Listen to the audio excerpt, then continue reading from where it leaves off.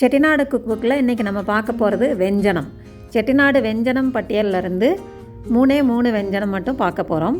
வெஞ்சனம் பட்டியலில் நிறைய இருக்குது. செட்டிநாடு பகுதியில் பாரம்பரிய சுவையில் காய்கறியை வச்சு அருமையாக சமைக்கக்கூடிய வெஞ்சனம் இருக்குது.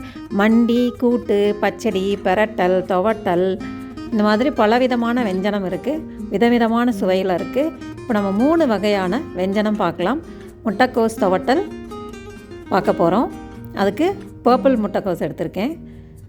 வெண்டைக்காய் மண்டி, வெள்ளரிக்காய் கூட்டு, இது 3 வகை பார்க்க போகிறோம். முதல்ல வெண்டைக்காய் மண்டிக்கு தேவையான பொருள் என்னன்னு பார்த்தலாம்.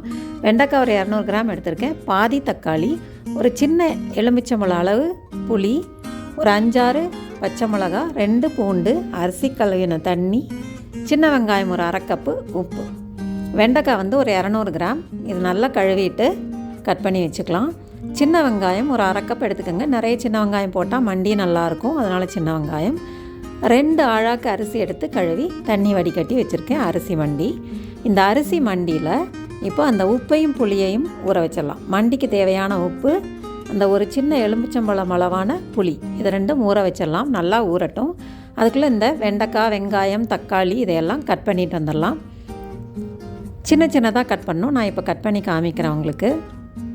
பெருசாக கட் பண்ணால் நல்லா இருக்காது. சாம்பாருக்கு தான் பெருசாக கட் பண்ணுவாங்க. மண்டிக்கு கொஞ்சம் சின்னதாக தான் கட் பண்ணுவாங்க. ஒரு 3/4 இன்ச்சு இருக்க மாதிரி கட் பண்ணிக்கலாம். இந்த மாதிரி சின்ன சின்ன பீசஸாக கட் பண்ணிக்கோங்க. வெங்காயத்தையும் அதே மாதிரி நீட்டமாக அதே சைஸு கட் பண்ணிக்கோங்க. பூண்டு, தக்காளி, பச்சை மிளகாய் எல்லாமே கட் பண்ணி ரெடியாக வச்சுருக்கேன். பாதி தக்காளி போதும். 2 பல் பூண்டு எடுத்திருக்கேன். காரத்துக்கு தகுந்த மாதிரி பச்சை மிளகாய். வெங்காயம் நிறைய போட்டால் நல்லாயிருக்கும், சின்ன வெங்காயம். இப்போ புளி, உப்பை 2ஐயும் ஊற வச்சுருக்கோம்ல, அது நல்லா கரைச்சிட்டு, புளியை சுத்தமாக கரைச்சிட்டு வடிகட்டி எடுத்துக்கலாம். அந்த மண், ஓடு எல்லாம் இல்லாமல் சுத்தமாக வடிகட்டி எடுத்துக்கலாம். சப்போஸ் அரிசி கழுவின தண்ணி உங்களுக்கு ரொம்ப டைல்யூட்டடாக இருக்குது, அந்த திக்னஸ் இல்லை அப்படின்னு சொன்னால் ஒரு 1/2 டீஸ்பூன் அரிசி மாவு எடுத்து கலந்துக்கங்க. நல்லா கட்டி இல்லாமல் கரைச்சி விட்ருங்க. 1/2 டீஸ்பூன் போதும், சரியாக இருக்கும். இப்போ எல்லாம் ரெடியாக இருக்குது. தாளிச்சிடலாம். ஒரு பேன் சூடு பண்ணிவிட்டு அதில் ஒரு 2 டேபிள் ஸ்பூன் எண்ணெய் விட்டுருக்கேன். கடுகு, உளுந்தம்பருப்பு, கருவேப்பிலை தாளிச்சிடலாம். கடுகு நல்லா பொரிஞ்சு உளுந்தம்பருப்பு செவந்து வந்தோடனே அந்த வெங்காயம், பூண்டு முதல்ல போட்டுடலாம். போட்டு வதக்கிக்கலாம். அது நல்லா வதங்கி வரும்போது வெண்டைக்காயும் அதில் சேர்த்துடலாம். வெண்டைக்காய் நல்லா வதங்கணும். அப்போ தான் அந்த வழுவழுப்பு தன்மை இருக்காது. அந்த வழுவழுப்பு இல்லாத அளவுக்கு வதங்கிடணும். தேவைப்பட்டால் உருளைக்கிழங்கு கொஞ்சோண்டு சேர்த்துக்கலாம். நான் கொஞ்சோண்டு உருளைக்கிழங்கு சேர்த்துக்கிறேன். இது தேவை இருந்தால் சேர்த்துக்கோங்க, இல்லைன்னா தேவையில்லை. அந்த பச்சை மிளகாய், கருவேப்பிலை, தக்காளி, வெண்டைக்காய் ஓரளவு வதங்கின உடனே, பாதி வதங்கின உடனே இந்த தக்காளியும் சேர்த்து வதக்கணும். இது எண்ணெயிலேயே நல்லா வதங்கிடணும். அப்போ தான் நல்லாயிருக்கும். நல்லா வதங்கட்டும். நல்லா வதங்கின உடனே உங்களுக்கு அப்படியே நல்ல கலர் மாறி நல்ல ப்ரௌன் கலரில் வந்துடும் வெண்டைக்காய். அந்த ஸ்டேஜில் நம்ம அரிசி மாவு கலந்து வச்சுருக்க, உப்பு புளியெல்லாம் கரைச்சி வச்சுருக்க அரிசி கழனி, அரிசி மண்டி, அதை உள்ளே சேர்த்துடலாம். நல்லா அந்த மண்டியிலேயே காயெல்லாம் நல்லா வேகணும். இந்த உப்பு, புளி, அரிசி கழனி எல்லாம் உள்ளே சேர்த்துருக்கோம்ல, அதிலேயே இந்த காய் நல்லா கொதித்து வேகணும். இப்போ கிழங்கு பார்க்கலாம். வேகலை, இன்னும் கொஞ்சம் வேகணும். கொஞ்சம் வேக விட்டு நம்ம பவுலுக்கு மாற்றிடலாம். பாருங்கள், அட்டகாசமாக நல்லா சேர்ந்த மாதிரி வந்துருச்சு. அந்த அரிசி கழனியில் வெந்ததுனால நல்லா வாசமாகவே இருக்குது. சேர்ந்த மாதிரியும் இருக்குது. இது எந்த காயில் வேணாலும் நீங்கள் செய்யலாம். கத்திரிக்காய், வாழைக்காய், முருங்கைக்காய் எது வேணாலும் இதில் சேர்த்து செய்யலாம்.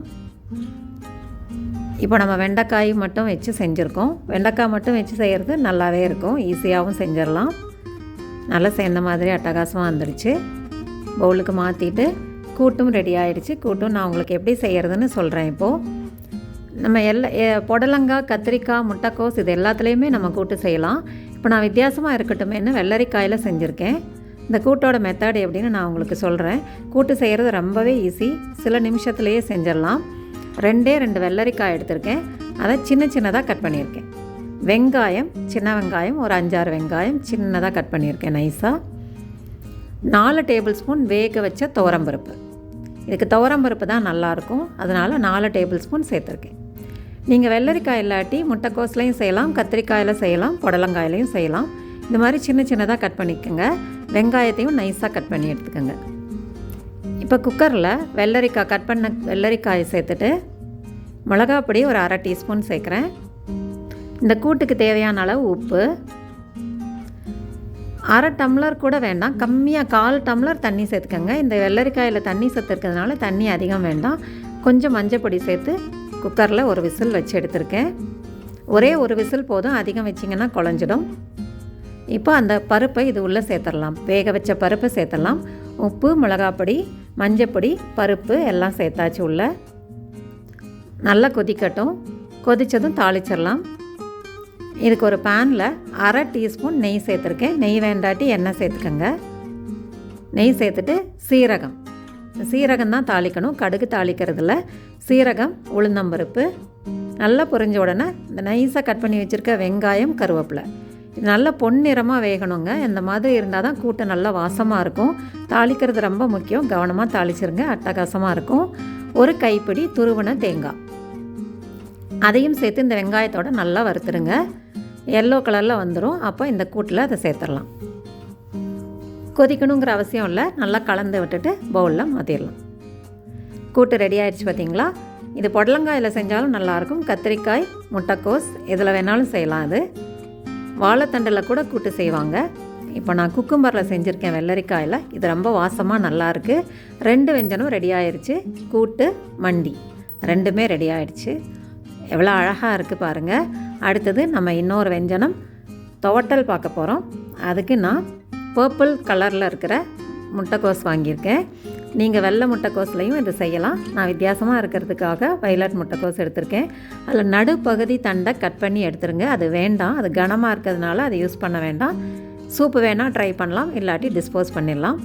அந்த நடுப்பகுதியை எடுத்துட்டு அந்த சாஃப்டாக இருக்கிற இலை பகுதியை மட்டும் நைஸாக கட் பண்ணி எடுத்துக்கலாம். நல்லா நைஸாக கட் பண்ணிவிடுங்க, அப்போ சாப்பிட்றதுக்கு நல்லாயிருக்கும். தின்னாக கட் பண்ணி எடுத்துகிட்டு எல்லா முட்டைக்கோஸையும் இதே மாதிரி நைஸாக கட் பண்ணி எடுத்துக்கோங்க. வெள்ளை முட்டைக்கோஸ்லையும் நீங்கள் பண்ணலாம், புடலங்காயிலையும் துவட்டல் பண்ணலாம். புடலங்காய் துவட்டல் ரெசிபி நம்ம கொடுத்துருக்கோம் ஏற்கனவே. நான் லிங்க் டிஸ்கிரிப்ஷன் பாக்ஸில் கொடுக்குறேன். இந்த மாதிரி நைஸாக கட் பண்ணி எடுத்துக்கோங்க. ஒரு வெங்காயம், அதையும் நைஸாக கட் பண்ணி எடுத்துக்கலாம். 2 பச்சை மிளகாய். வெங்காயம் ஆப்ஷனல், வேணும்னா சேர்த்துக்கலாம். வெங்காயம் சேர்த்தா நல்லாயிருக்கும் வாசமானு நான் வெங்காயம் சேர்த்துருக்கேன். 2 பச்சை மிளகாய் வகுந்து எடுத்துக்கலாம். இந்த பொரியல் நீங்கள் முட்டைக்கோசு, புடலங்காய் இது பருப்பு போட்டான்னா அது துவட்டல், பருப்பு போடாட்டி பொரியல். இது நான் பருப்பு போட்டு செய்ய போகிறோம். பாசிப்பருப்பு ஒரே ஒரு விசில் வேக வச்சு எடுத்திருக்கேன், தண்ணி இல்லாமல் மலர வேக வச்சு எடுத்திருக்கேன். இப்போ எல்லாம் ரெடி ஆகிடுச்சு. கருவேப்பிலை வச்சுட்டு தாளிக்கிறதுக்கு ரெடி பண்ணிடலாம். ஒரு பேனை சூடு பண்ணிவிட்டு எண்ணெய் ஹீட் பண்ணிக்கோங்க. எண்ணெய் நல்லா காயட்டும். இது இளம் வெஞ்சனம் அப்படின்னு சொல்லுவாங்க. கூட்டு, பொரியல், துவட்டல் இதெல்லாமே இளம் வெஞ்சனம் அந்த கேட்டகரியில் வரும். மண்டி, பச்சடி, விரட்டல் இதெல்லாம் கொஞ்சம் ஸ்பைசியான வெஞ்சனம் கேட்டகரியில் வரும். கடுசான வெஞ்சனம் சொல்லுவாங்க, இது இளம் வெஞ்சனம் சொல்லுவாங்க. இப்போ இது கடுகு, உளுந்தம்பருப்பு பொரிஞ்ச உடனே வெங்காயம், கருவேப்பிலை, பச்சை மிளகாய் சேர்த்து நல்லா வதக்கி விட்டுடலாம். நல்லா வதங்கின உடனே முட்டைக்கோசையும் அதில் சேர்த்துட்றேன். சேர்த்து அதையும் வதக்கிடலாம். இந்த முட்டைக்கோஸ் வேகிறதுக்கு கொஞ்சம் நேரம் ஆகும், அதனால் ஒரு அரை டம்ளர் தண்ணி சேர்த்து இதை வேக விடணும். லைட்டாக வதக்கிடலாம். முதல்ல வதக்கிட்டு, இது ரொம்ப நல்லதுங்க, வயலட் முட்டைக்கோஸ் உடம்புக்கு ரொம்ப நல்லது அப்படிங்கிறனால வயலட் முட்டைக்கோஸ் செய்யலாம், நல்லாயிருக்கும் வித்தியாசமாக. உப்பு சேர்த்துட்றேன். சேர்த்துட்டு ஒரு அரை டம்ளர் தண்ணியும் சேர்க்கணும். மிளகாய் பொடி ஒரு அரை டீஸ்பூன் காரத்துக்கு தண்ணி சேர்த்து ஒரு அரை டம்ளர் தண்ணி சேர்த்து மூடி வேக வச்சிடலாம். நல்லா சாஃப்டாக வேகட்டும். இது பருப்பு சேர்த்து செய்கிறதுனால இது துவட்டல். பருப்பு சேர்க்காமல் வெறும் தேங்காய் மட்டும் போட்டிங்கன்னா அது பொரியல். அதுதான் பொரியலுக்கும் துவட்டலுக்கும் வித்தியாசம். வெந்துடுச்சு. இப்போ நான் பருப்பு சேர்த்துறேன், வேக வச்ச பருப்பை. ஒரு விசில் வேக வச்சா போதும். பருப்பு லைட்டாக வெந்திருந்தால் நல்லாயிருக்கும், ரொம்ப வெந்துடுச்சுன்னா நல்லா இருக்காது. லைட்டாக வேக வச்சு எடுத்துக்கோங்க. இந்த மாதிரி தேங்காயும் ஒரு கைப்பிடி தேங்காயும் போட்டு நல்லா கலந்து விட்ருங்க. நல்லா கலந்துட்டு ஒரு 2 நிமிஷம் அடுப்பில் வச்சு நல்லா கலந்துருங்க. ரெடி ஆகிடுச்சு, அட்டகாசமாக கலர்ஃபுல்லாக ரெடி ஆகிடுச்சு. பவுலுக்கு மாற்றிக்கலாம். நல்லா கலர்ஃபுல்லாக இருக்குது. இது உடம்புக்கும் நல்லது, வயலட் முட்டைக்கோஸ். அதனால் வயலட் முட்டைக்கோஸ் செஞ்சுருக்கேன். நீங்கள் செஞ்சு பாருங்கள். செஞ்சு பார்த்துட்டு எப்படி இருந்ததுன்னு சொல்லுங்கள். செட்டிநாடு வெஞ்சனம் நம்ம சேனலில் ஃபஸ்ட்டு பார்க்குறவங்க சப்ஸ்கிரைப் பண்ணிக்கோங்க. லைக், கமெண்ட், ஷேர் எல்லாம் பண்ணுங்கள். சுவையை ரசிக்கலாம் வாங்க. தேங்க்ஸ் ஃபார் வாட்சிங்.